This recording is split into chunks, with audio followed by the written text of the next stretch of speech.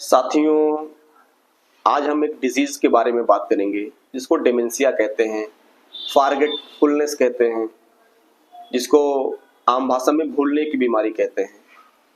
आप लोगों ने देखा होगा बहुत सारे लोग अपने घर का डोर लॉक करना भूल जाते हैं, अपने गाड़ी की चाबी रख के भूल जाते हैं, पैसा रख के भूल जाते हैं और यहाँ तक कि जो है वो कहाँ जाना है वो भी भूल जाते हैं।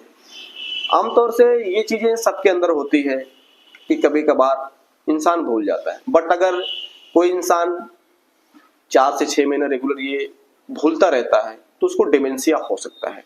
डिमेंशिया की सबसे बड़ी पहचान ये है कि उसको पुरानी चीज याद रहती है, पूरी की पूरी याद रहती है। उसको 15 से 20 साल के पहले आप क्या किया था क्या नहीं किया तो वो पूरी बात बता, बट जो इतनी समय हो रहा है, प्रेजेंट में हो रहा है, वो भूलने लगता है।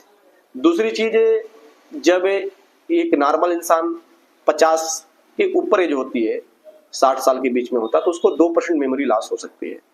जब 60 साल से 70 साल के बीच में होता है तो उसको 5 से 10% मेमोरी लॉस हो सकती है। बट जब वो 80 से 90 साल के बीच में जाता है तो उसकी 15 से 20%, 30% तक भूलने में एक बीमारी और आती है जिसको कहते हैं अल्जाइमर। अल्जाइमर में क्या होता है, उसमें प्रोग्रेसिव मेंटल लॉस होता है। जैसे हमने डिमेंशिया में बताया कि उसको पुरानी चीज याद रहती है, नई चीज वो भूलने लगता है। बट अल्जाइमर में क्या होता है कि वो नई पुरानी दोनों चीज भूल जाता है। यहाँ तक ये भी भूल जाता है कि उसके लड़के का क्या नाम है, उसका घर कहाँ है, उसका पता कहाँ है, वो कहाँ गया है, कहाँ बैठा है, क्या खाना खाया वो भी भूल जाता है, वो कौन है ये भी भूल जाता है, वो हिंदू है कि मुसलमान है, सिख है, ईसाई है, मेल है, फीमेल है, वो सब कुछ भूलने लगता है। तो अल्जाइमर के लिए हम अगली वीडियो फिर बना देंगे। देखिए, डिमेंशिया का जो सबसे बड़ा रीजन होता है वो होता है स्ट्रोक।